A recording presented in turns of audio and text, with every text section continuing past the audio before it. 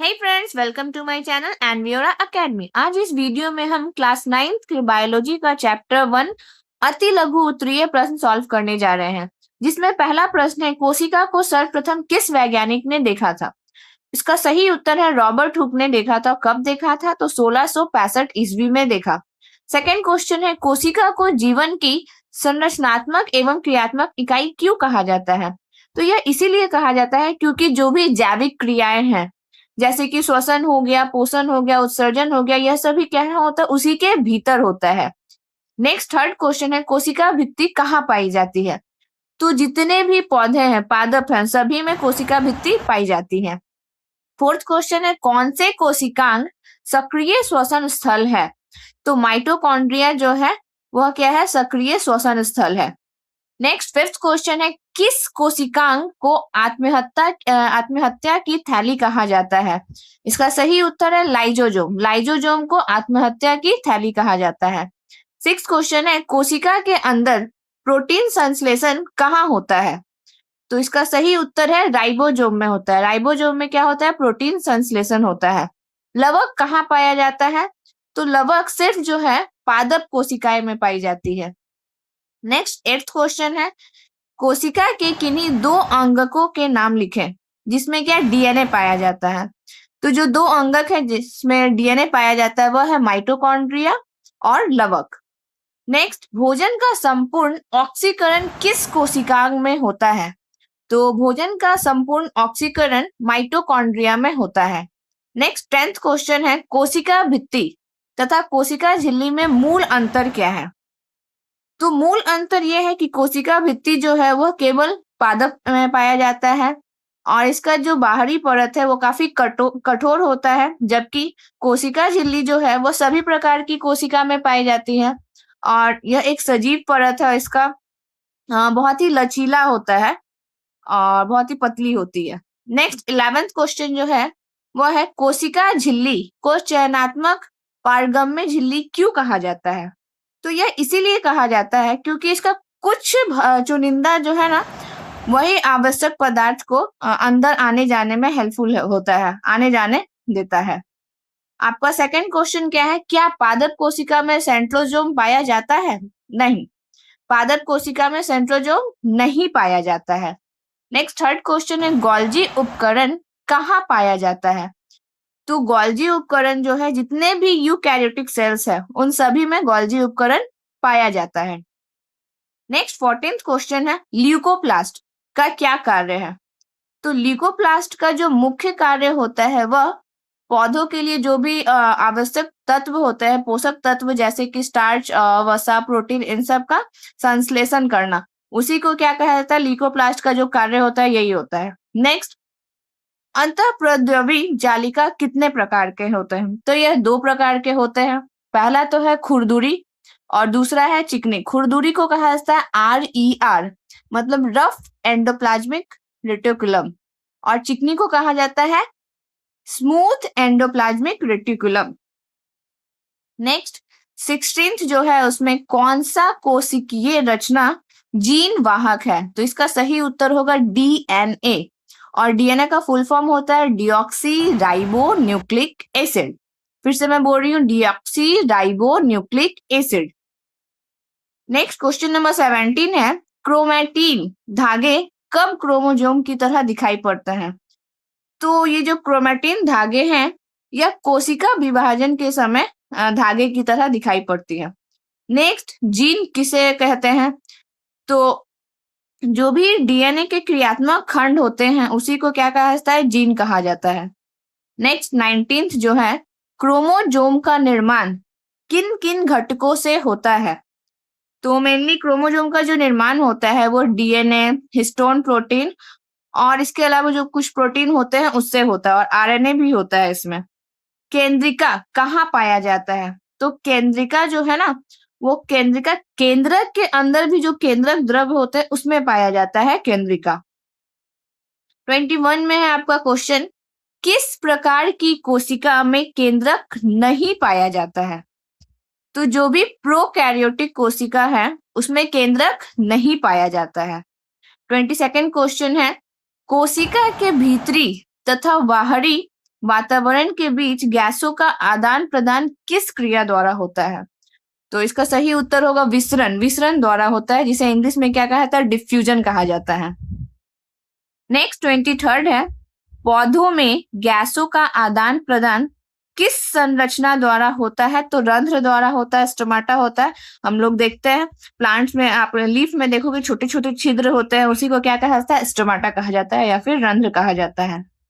Next 24th में है, पौधों के मूल रोम द्वारा जल के अवशोषण में किस क्रिया का उपयोग होता है? तो इसमें परासरण और विसरण दोनों का ही यूज होता है, मतलब ऑस्मोसिस और डिफ्यूजन दोनों का ही इस्तेमाल होता है, प्रयोग होता है। नेक्स्ट 25th है, जीवों का शरीर किससे बना होता है? तो ये चीज हमें बहुत ही इजी क्वेश्चन है। जीवों का शरीर जो है वो कोशिका का बना हुआ है। नेक्स्ट 26th में है, बहुकोशिकीय जीवों का विकास एवं कोशिका से किस क्रिया द्वारा होता है? तो कोशिका विभाजन और कोशिका विभेदन द्वारा होता है। नेक्स्ट 27 है आपका, एक ऐसे कोशिका का उदाहरण देना है जो अपना आकार बदलता रहता है। तो इसका बेस्ट एग्जाम्पल तो हमें पता है, अमीबा। हमने क्लास में भी बहुत बार डिस्कस किया है। नेक्स्ट 28 में है, जीवों के शरीर में कोशिकाओं की संख्या किस पर निर्भर करती है? तो यह तो उसके आकार पर निर्भर करेगी। अगर आकार बड़ा होगा तो उसमें कोशिका ज्यादा होगा, आकार छोटा है तो उसमें कोशिका की संख्या कम होगी। नेक्स्ट 29th में है, केंद्रक के बारे में सर्वप्रथम किस वैज्ञानिक ने बताया? तो केंद्रक के बारे में सर्वप्रथम रॉबर्ट ब्राउन नामक वैज्ञानिक ने हमें बताया। नेक्स्ट 30 में है, यह किसने बताया कि नई कोशिकाओं का निर्माण पहले से मौजूद कोशिकाओं से होता है? तो ये रुडोल्फ विर्चो ने बताया। कब बताया? तो 1855 ईस्वी में बताया था। 31st क्वेश्चन है, कोशिका द्रव्य एवं केंद्रक को सम्मानित रूप से क्या कहते हैं? तो इसे जीव द्रव्य या फिर उसी को प्रोटोप्लाज्म कहा जाता है। नेक्स्ट क्वेश्चन है हमारा, कोशिका भित्ति किसके कारण कड़ी और निर्जीव होती है? तो यह जो उसमें मौजूद सेल्यूलोज है, हेमीसेल्यूलोज है, उसके कारण क्या होता है? यह जटिल कठोर होता है और मुख्य रूप से उसमें लिग्निन भी होता है, उसके कारण भी यह होता है। नेक्स्ट है, झिल्ली युक्त कोशिकांग किन कोशिकाओं में पाए जाते हैं? तो यह केवल यूकैरियोटिक कोशिकाओं में पाए जाते हैं। नेक्स्ट है, अंतःप्रद्रवी जालिका कितने प्रकार की होती है? तो यह 2 प्रकार की होती है।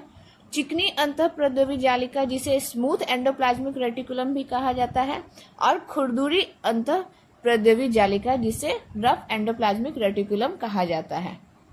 क्वेश्चन नंबर 35 है, गुच्छों में पाए जाने वाले राइबोसोमों को क्या कहते हैं? तो इसका सही उत्तर होगा, गुच्छों में पाए जाने वाले राइबोसोमों को पॉलीराइबोसोम कहते हैं या फिर उसे ही पॉलीजोम कहा जाता है। नेक्स्ट क्वेश्चन नंबर 36 है, पादप कोशिका में गोल्जी उपकरण को सामान्यतः क्या कहते हैं? तो पादप कोशिका में गोल्जी उपकरण को सामान्यतः डिक्टियोजोम कहा जाता है। नेक्स्ट क्वेश्चन नंबर 37 है, कोशिका की रसधानियों को चारों ओर से घेरने वाली झिल्ली को क्या कहते हैं? तो उत्तर होगा इसका, कोशिका की रसधानियों को चारों ओर से घेरने वाली झिल्ली को टोनोप्लास्ट कहते हैं या फिर इसे ही रिक्तिका झिल्ली भी कहते हैं। ये था हमारा क्वेश्चन नंबर 35, 36, 37। अब हम क्वेश्चन नंबर 38 की तरफ बढ़ते हैं। क्वेश्चन नंबर 38 है, केंद्रक द्रव्य एवं कोशिका द्रव्य के बीच पदार्थों का आदान प्रदान किन छिद्रों द्वारा होता है? तो वह केंद्रक छिद्र के द्वारा होता है। क्वेश्चन नंबर 39, क्रोमैटिन जालिका कहाँ पाया जाता है?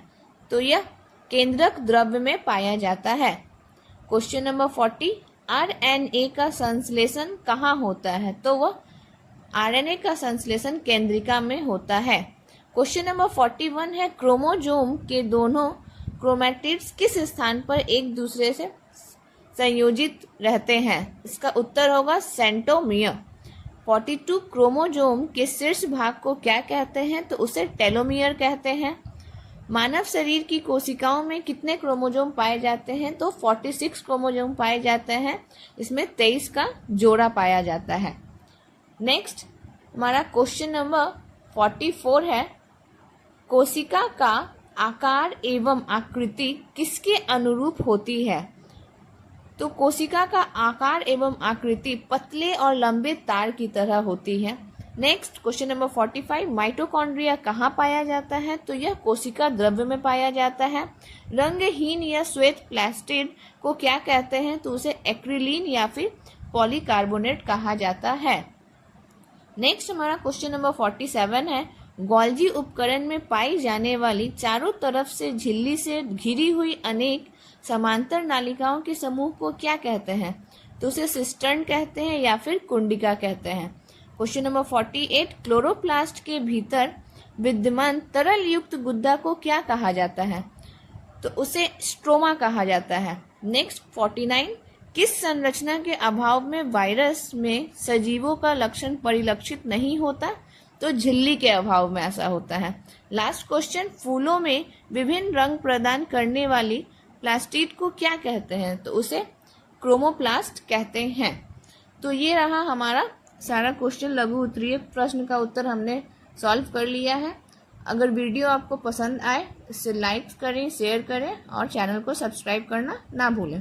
Thank you.